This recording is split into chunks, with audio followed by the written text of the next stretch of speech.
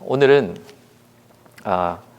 열왕기상 말씀 가운데 엘리야의 이야기로 여러분들과 함께 말씀을 나누려고 합니다. 우리가 너무나 잘 아는 스토리죠. 이 스토리를 통해서 또 우리가 영적 침체 가운데 어떻게 회복을 해 가야 되는가, 또 우리의 모습은 또 하나님 앞에 어떤 모습으로 있어야 되는가를 말씀을 통해서 나누는 시간을 좀 가지도록 하겠습니다. 어떤 일에 큰 성공을 경험하고 또 승리를 경험한 이후에 찾아오는 두려움이나 절망감 또는 허탈감, 이런 것들을 경험해 보신 적이 있습니까?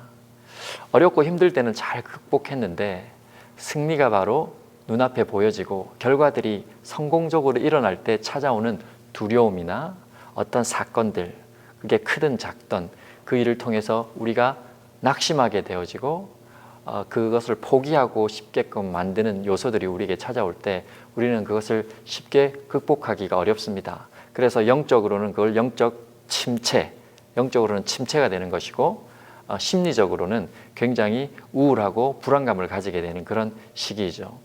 지금 오늘 우리가 함께 살펴보게 될 엘리야라는 선지자가 바로 그런 순간에 지금 직면해 있습니다. 그는 하늘에서 불을 내렸고요. 그 당시는 비가 3년 6개월 동안 오지 않았기 때문에 비가 온다는 것은 엄청난 기적이었습니다. 그런데 엘리야가 불을 내리고 그 이후에 기도를 통해서 하나님의 비가 하늘로부터 폭포수같이 쏟아지는 그런 역사를 경험했죠. 이스라엘의 중심은 엘리야였습니다. 엘리야가 엄청난 기적을 행하고 그 850대 1, 이 우상의 제사장들이죠. 우상을 섬기는 그 제사장들과 싸워서 이기고 그들을 다 목배임을 당하게 할 만큼 엄청난 승리를 거두었어요. 그런 엘리야, 이스라엘의 중심 가운데 있는 엘리야가 지금 도망가고 있습니다. 광야로 도망가고 있는 모습이 우리에게 좀 낯설고 익숙하지 않은 모습이죠. 바로 이 엘리야의 상황이 어떤 상황이었는가? 큰 승리를 경험하고 바로 목표를 목전에 앞둔 상황에서 맞이한 어떤 사건 때문에 경험하게 되는 영적 침체요, 심리적 우울함을 지금 말하고 있는 것입니다. 사실 우리가 어려울 때는 잘 견뎌지는데 어떤 승리를 경험하고 찾아오는 침체나 허탈감이나 낙심들은 견디기가 쉽지 않아요. 엘리야도 보십시오. 처음에 그리 시내가에서 비가 오지 않는 그 기간 동안 어려운 시간을 보냈잖아요. 까마귀가 떡과 고기를 물어줄 만큼 어려운 시간을 보냈어요. 그때도 그는 포기하고 싶은 생각이나 어떤 절망에 빠졌다라는 얘기가 성경에 나오지 않습니다. 17장부터 엘리야 얘기가 나오는데 그는 과부 먹을 것이 없어서 이제 그거 마지막 먹고 죽으려고 하는 그런 아주 아무것도 가진 것이 없는 과부로부터 공급을 받을 만큼 어려운 상황 속에 있을 때도 불평을 했거나 낙심을 했다는 얘기가 성경에 나오지 않습니다. 오히려 그때는 포기하지 않고 잘 견뎠어요. 그런데 하늘에서 불을 내리고 비가 내리고 이스라엘의 온 승리가 지금 눈앞에 보이는 이 순간 그런 작은 사건 앞에서 낙심하게 되고 불안하게 되고 심지어 도망하는 그런 상황을 맞이하게 된 것이죠. 그렇습니다. 우리가 어떤 승리 이후에 찾아오는 어떤 성공 이후에 어떤 좋은 결과 이후에 찾아오는 그런 사건 앞에 마음을 지키지 못하고 우리의 중심이 온전히 서 있지 못할 때 우리는 가끔씩 생각한 것보다 더 깊은 영적 침체를 경험할 수 있고 훨씬 더 깊은 마음의 낙심과 우울을 경험할 수 있다는 것입니다. 오늘 엘리야가 그렇게 광야로 도망간 이유는 이세벨이라는 사람 때문이었습니다.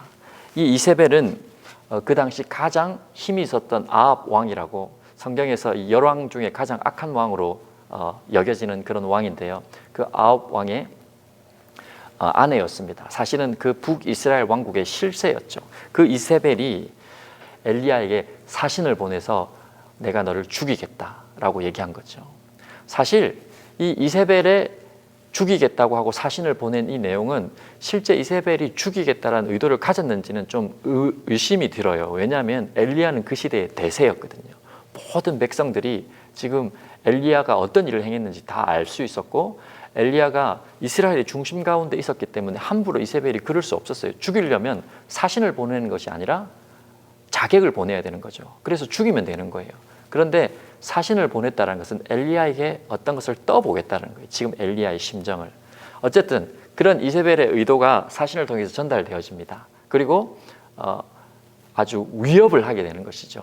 네가 한 일을 통해서 내가 죽이겠다. 너를 죽이는 일에 자기의 생명을 걸겠다 할 정도로 아주 강력한 메시지와 의도를 가지고 이 사신을 통해서 엘리야를 죽이겠다고 얘기를 합니다. 엘리야가 3절에 보시면 그가 이 형편을 보고 일어나 이렇게 돼 있죠. 상황을 봤을 때 자신은 이미 놀라운 일을 경험하고 승리를 경험한 사람이잖아요. 그런데 지금 이세벨이 말한 이 상황을 보니까 엘리야가 갑자기 두려워진 거죠. 갑자기 너무 낙심이 된 거예요. 이 상황을 어떻게 좀 설명할 수 있을까 생각해 보면, 여러분 지금 엘리야는 이세벨의 말이 두려웠다라기보다는 자신이 생각한 대로 일이 진행되지 않은 것에서 낙심한 것과 자신이 앞으로 이런 일이 일어날 것으로 기대했는데 하나님의 놀라운 역사가 있었으니까 그 다음에는 아합 왕이든 이세벨이든 다 자신 앞에 무릎 꿇든지 변하든지 어떤 일이 일어날 것으로 자신이 기대하고 생각하고 있었는데 그 일이 이루어지지 않았기 때문에 엘리야는 지금 낙심하고 절망하고 도망간 겁니다. 그리고 4절 보시면 자기 자신을 광야로 들어가 하루길쯤 가서 더 깊은 데로 들어가서 로뎀 나무 아래에 앉아서 하나님 앞에 이제 심지어 자기가 죽기를 원하며 이르되 여호와여 넉넉하오니 지금 내 생명을 거두시옵소서라고 얘기를 하고 있는 거예요. 이 말은 쉽게 풀어보면 하나님 이제 그만하고 싶습니다. 하나님 이제 내가 포기하고 싶어요. 더 이상 하고 싶지 않아요. 이 정도면 됐잖아요 하고 어떻게 보면 이 말에서 하나님 앞에 실망한 그런 엘리야의 모습도 살짝 보이기도 합니다. 3절에 그 형편을 보고, 사실은 형편을 보고 판단해야 될 게 아니라 하나님의 약속을 붙잡고 걸어가야 할 길이 바로 엘리야의 길이었던 것이죠. 그런데 엘리야는 그 형편을 보고 지금 판단하기 시작한 것입니다. 동시에 이 이세벨의 위협이라는 것이 대단한 것은 아니었어요, 실제로는. 그런데 대단하게 엘리야가 받아들인 것이죠. 이 이세벨은 하나님을 대적하는 자의 자리에 있지 않습니까? 여러분, 하나님을 대적한다라는 뜻을 가진 우리가 잘 아는 히브리어가 있어요. 그게 뭐냐면 사탄이에요. 사탄이라는 그 의미의 뜻이 하나님을 대적한다라는 뜻이에요. 그러니까 이세벨의 지금 엘리야에게 접근하는 방식이 사탄이 마치 우리 믿음의 사람들에게 접근하는 방식과 똑같아요. 보십시오. 이세벨이 엘리야를 죽일 수 없어요. 그런데 마치 죽일 것처럼 달라들어서 위협하고 있는 거예요. 성경을 자세히 읽어보시면 사환을 보내서 위협하고 나서는 그 이후에 이세벨은 전혀 등장하지 않습니다. 죽일 수도 없었고 죽일 의도도 없었던 것이 그냥 위협만 했을 뿐인데 엘리야는 그 위협에 지금 넘어간 것입니다. 이게 바로 믿음의 사람들을 향한 사탄의 전략이에요. 거기서 우리가 실패하지 않으려면, 엘리야가 거기서 실패하지 않으려면 그것을 빨리 알아차리고 마음을 지키며 하나님 앞에서 자신의 눈을 들어 하나님을 바라보는 것이었는데 엘리야는 그 하나님의 약속과 하나님을 바라보는 것을 놓쳐버리고 어디를 보고 있었어요? 여전히 자신의 주변에 있는 형편을 보고 있었다라는 것입니다. 우리가 우리의 삶에 찾아오는 그런 사탄의 위협 앞에 깨어 있어야 돼요. 이것이 왜 지금 나에게 찾아왔는가? 왜 지금 나한테 이런 일이 일어나는가?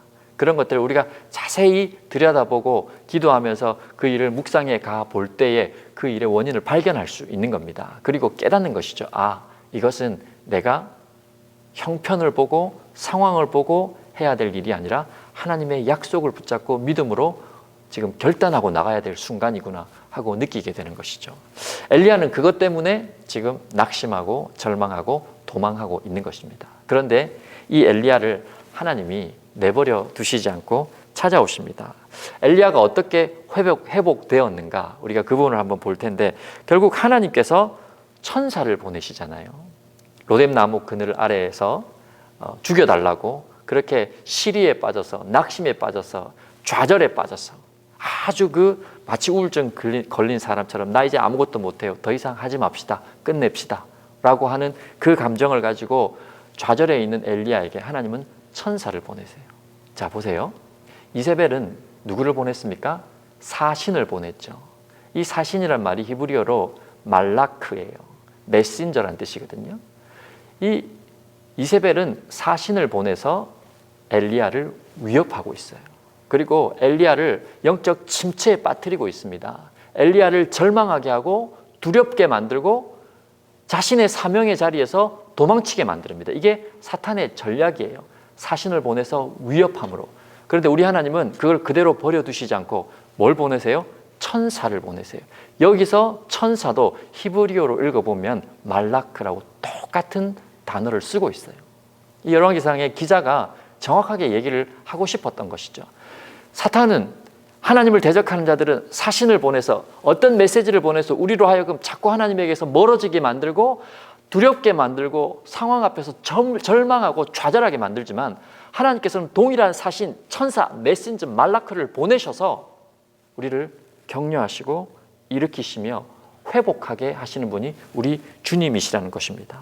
보시면 5절에 로뎀 나무 아래 누워 자고 있는, 잠에 빠져 있는 엘리야에게 천사가 그를 어루만지며 그에게 일어나서 먹으라 하면서 떡과 물을 주시지 않습니까? 어루만졌다라는 것은 천사의 터치가 있었다라는 것이죠. 하나님께서 자신의 사신 천사를 보내셔서 그를 터치하시는 겁니다. 그의 심령을 터치하시고 그의 마음을 어루만지시고 엘리야의 그 깊은 낙심을 만져주시는 거예요. 그리고 떡과 물을 주었다. 육신에 지쳐있는 엘리야에게 힘을 주시기 위해서 음식을 제공하시는데, 사실 이건 떡과 물이지만 또 좀 영적인 의미로 해석을 해보면 떡이라는 것은 성경에서 만나, 하나님의 말씀에 관계되어 있는 것이고 물은 성령에 관계되어 있는 것이거든요.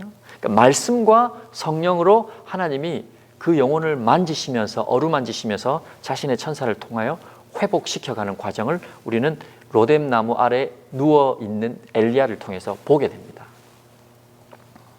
하나님의 위로가 이세벨의 위협 가운데 좌절하고 절망해 있는 엘리야를 일으켜 세웠던 것입니다. 사랑하는 성도 여러분, 세상을 살다 보면 크고 작은 승리, 성공을 경험한 이후에 찾아오는 허탈감, 절망감, 요 한 걸음만 더 가면 괜찮을 텐데, 요 고비만 넘어가면 나는 괜찮을까라고 생각된 그 지점에서 좌절하고 절망했던 수많은 우리의 인생을 돌아봤을 때 그곳에서 느꼈던 위협과 그곳에서 느꼈던 두려움, 이런 것들이 있지 않습니까? 그런데 사탄은 그걸 통해서 우리를 넘어뜨리고 우리를 절망하게 만들고 하나님으로부터 도망가게 만들지만, 하나님은 자신의 천사, 자신의 메신저를 보내셔서 어루만지시고 성령과 말씀으로 세워주셔서 위로하시기를 원하십니다. 사탄의 위협 앞에, 우리 주변에 여러 눈에 보이는 그런 위협적인 요소들 앞에 여러분의 마음이 위축되거나 여러분의 마음이 절망하기보다 우리에게 언제나 찾아오셔서 어루만지시며 떡과 물로 먹이시고 말씀과 성령으로 우리를 회복시키시고 세우시기를 원하는 하나님의 위로를 경험하시는 여러분 되시기를 주의 이름으로 축원드립니다. 엘리야가 하나님의 위로를 경험한 장소가 어디입니까? 로뎀 나무 아래죠. 여러분, 로뎀 나무 이러면 굉장히 낭만적인 좀 그림이 연상되시죠? 아주 한 아름들이 이 나무 아래 그늘이 이렇게 마련되어 있고 그곳에 바람이 시원하게 불면서 그곳에서 이렇게 있는 모습, 이런 게 좀 상상되지 않습니까? 카페도 보면 로뎀 나무 카페 이런 게 많더라고요. 이름이 참 좋아요. 그런데 실제로 이 엘리야가 누웠던 로뎀 나무라는 이 로뎀 나무는 개나리과에 속한 쌀이 나무에 속해요. 그러니까 보기에 아주 작고 초라한 나무예요. 이 나무는 그늘이 생길래야 그 사막 가운데 그늘이 생길 수가 없어요. 엘리야가 왜 거기로 들어갔냐? 지금 엘리야의 처절한 모습을 이미지화 시키는 나무가 마치 로뎀 나무 같은 거예요. 우리는 로뎀 나무에서 굉장히 낭만적인 걸 생각하는데 실제로 로뎀 나무는 그렇지 않습니다. 제가 로뎀 나무 그림을 지금 잠시 한번 보여드릴게요. 여러분, 이 그림을 보시면 아실 거예요. 이게 로뎀 나무예요. 우리가 생각하는 거랑 많이 틀리죠. 사막에 있는 그 로뎀 나무가 그런 보잘것없는 아주 작고 초라한 것이었어요. 그런데 엘리야는 그 로뎀 나무 아래에서 회복이 되어지고 새로운 소명을 발견하며 자신의 사명을 완수할 수 있는 힘을 얻어서 그 길을 걸어가는 모습을 오늘 우리는 보게 됩니다. 무엇을 말씀해 주고 있습니까? 아무리 초라하고 아무리 형편없어 보이는 로뎀 나무일지라 할지라도 그곳에 하나님의 말씀과 성령이 있고 하나님이 보내신 천사의 어루만짐이 있고 하나님의 역사가 있다면 그곳은 놀라운 회복의 장소가 되는 것이며 그 장소에서 하나님의 역사로 말미암아 새로운 일들이 출발되어지는 은혜가 있는 장소라는 겁니다. 저는 이 장면을 묵상하면서 저는 우리 교회가 참 떠올랐어요. 연합교회가 떠올랐어요. 제가 지난주에 말씀드렸듯이 우리는 건물도 없고 뭐 가진 것이 넉넉하지 않은 이제 갓 시작된 지 얼마 되지 않은 그런 개척교회예요.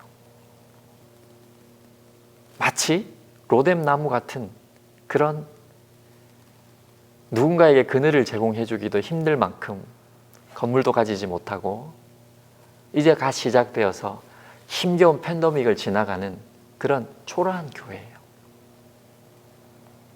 저는 우리 교회 모습을 보면서 로뎀 나무를 떠올렸어요. 그런데 여기에 소망이 생기는 이유가 무엇인지 아십니까? 그 쌀이 나무 같은 작고 초라한 보잘것없는 그늘도 만들지 못하는 로뎀 나무가 엘리야라는 위대한 한 사람을 회복시키시고 하나님의 일을 하게 만드는 이후에 엘리야가 가서 이스라엘의 왕을 세우고 이스라엘의 놀라운 일을 하면서 엘리사라는 더 놀라운 역사를 일으키는 그런 자신의 후계자까지 일으켜서 이스라엘 역사에 획을 걷는 일을 하지 않습니까? 그런 위대한 선지자를 회복시키는 자리로 로뎀 나무가 쓰였던 것은 바로 하나님의 말씀과 성령에 붙들리는 자리가 로뎀 나무였기 때문에 그 일이 가능했다는 것입니다. 비록 초라하고 작고 세상 사람 보기에는 참 아무것도 가진 것이 없는 우리 교회이지만 우리 교회 가운데 하나님의 성령과 말씀이 임하고 성령의 불이 임함으로 말미암아서 하나님의 역사가 일어난다면 이곳에서 많은 사람들이 회복되어지고 많은 사람들이 살 힘을 회복하고 살 길을 찾아내고 그렇게 하면서 자신의 소명을 사명을 발견해내는 그런 로뎀 나무와 같은 장소가 될 수 있는 이유입니다. 하나님께서 함께 하시면 하나님의 영과 말씀으로 우리를 붙들어 주시면 이곳이 바로 그런 장소가 될 수 있을 것이라는 소망이 생기는 거예요. 그래서 여러분 우리가 붙들어야 될 것이 주의 성령께서 하시는 말씀, 하나님의 진리 이거 붙들고 걸어가다 보면 이곳에서 많은 엘리야와 같은 사람들이 일어나게 될 줄 믿습니다. 그렇게 되기를 주의 이름으로 축원드립니다. 제가 오늘 이 말씀을 좀 여러분들과 나누면서 제 자신도 한번 생각해 봤어요. 저도 누군가에게 엘리야처럼 비춰지지는 않을까. 제 자신을 돌아보면서 나에게도 로뎀 나무가 필요하구나. 그러면서 나의 로뎀 나무는 뭘까? 그런 생각들을 해보게 됩니다. 저에게 있어서 물론 이 연합교회가 또 로뎀 나무와 같은 곳이죠. 동시에 우리 성도 한 분 한 분이 저에게 있어서 로뎀 나무와 같은 자들 아닐까? 우리가 뭐 대단한 거 가진 거 없잖아요. 여러분 우리 한 사람 한 사람을 돌아봤을 때 우리가 뭐 누구를 그렇게 많이 품을 수 있을 만한 넓은 품을 가진 것도 아니고 하루하루 살아가기에 급급한 우리잖아요. 그런데 여러분 그럴지라도 여러분 한 사람 한 사람이 성령에 사로잡히고 하나님의 은혜에 붙들려서 살아간다면 여러분이 저의 로뎀 나무가 될 수 있는 거예요. 저도 마찬가지입니다. 여러분 목사가 뭐 대단한 거 할 수 있습니까? 그렇지만 참 부족하고 연약한 저이지만 제가 하나님의 영에 붙들려서 성령에 붙잡혀서 그렇게 주의 말씀에 붙잡혀서 살아간다면 또 제가 여러분들에게 로뎀 나무가 될 수 있지 않을까. 그런 우리 한 사람 한 사람이 우리 주변에 있는 사람들에게 이 로뎀 나무와 같은 존재가 된다면 대단한 것을 가져서가 아니라 우리와 함께 하시는 주님 때문에 로뎀 나무와 같은 사람이 될 수 있다면 얼마나 이것이 복된 일일까 생각을 하게 되어집니다. 그런 여러분 주변에 로뎀 나무와 같은 분들이 되시기를 주의 이름으로 축원드립니다. 여러분께서 혹시 엘리야와 같은 그런 심정을 가지신 분이 있다면 로뎀 나무 아래에서 하나님의 어루만지심과 위로로 회복되는 복이 있으시길 바라고, 여러분 주변에 혹시 엘리야와 같은 사람이 있다면, 그런 사람들이 보인다면 여러분들이 로뎀 나무와 같이 비록 보잘것없고 초라하지만 내 안에 계신 성령 때문에, 나를 붙잡고 있는 하나님의 말씀 때문에 그들이 힘을 얻고 위로를 얻을 수 있는 로뎀 나무와 같은 자들이 되시기를 주의 이름으로 축원드립니다. 사랑하는 성도 여러분, 말씀의 결론을 내리고자 합니다. 우리는 날마다 승리하고 싶고 날마다 성공하는 삶을 살고 싶어요. 그런데 인생이 그렇지 않다는 것은 조금만 살아봐도 알게 됩니다. 그런데 그때마다 우리에게 불쑥불쑥 찾아오는 두려움, 절망감, 낙심, 심리적으로는 우울증, 영적으로는 영적인 침체 가운데 있을 때 항상 기억하십시오. 우리에게 로뎀 나무가 있음을. 로뎀 나무 가운데 찾아와서 우리를 격려하시고 위로하시며 회복시키시며 일으키시는 하나님이 계시다라는 것을. 그래서 어떠한 사탄의 위협에도 여러분 마음을 빼앗기시 마시고 하나님의 위로를 통하여 일어나시길 바라고, 세상 모든 것이 끝났다라고 생각하는 그 지점에서 여러분이 기억하셔야 될 것, 하나님이 끝내지 않으셨으면 그 어떤 것도 끝난 게 아닙니다. 하나님이 하시면 모든 것에 새로운 생명과 소망이 있음을 기억하시고, 인생이 끝났다, 내 모든 것이 이제 끝났다라고 생각할 때 반드시 기억하십시오. 로뎀 나무로 찾아오셔서 어루만지시며 아직 끝나지 않았노라 말씀하시며 여기 내가 있노라 하시며 그 길을 걸어갈 수 있게 해주시는 하나님 앞에 붙들려서 이 인생의 여정의 길, 광야 같은 길을 힘있게 찬송하며 걸어가시는 여러분들 되시기를 주의 이름으로 축원드립니다. 오늘 자리에서 우리 다 같이 일어나서 우리 이 찬양 같이 한번 부르고 기도하면 좋을 것 같습니다. 내일 일은 난 몰라요. 하루하루 살아요. 불행이나 요행함도 내 뜻대로 안 돼요. 저 이 찬양 이번 주에 참 많이 불렀습니다. 저를 비롯해서 우리 성도님 한 분 한 분이 참 우리 뜻대로 안 되는 인생이잖아요. 그래서 하루하루 주님 붙잡고 살 수밖에 없는 것이죠. 이 험한 이 길 우리가 걸어가는 동안 하나님이 힘 안 주시면 우리가 걸어갈 수 없잖아요. 그래서 주님 힘 주시고 우리에게 회복 주시고 은혜 달라는 심정으로 우리 찬양 하나님 앞에 목 놓아 부르며 기도하도록 하겠습니다. 다 같이 찬양 하나님 앞에 올려드리겠습니다.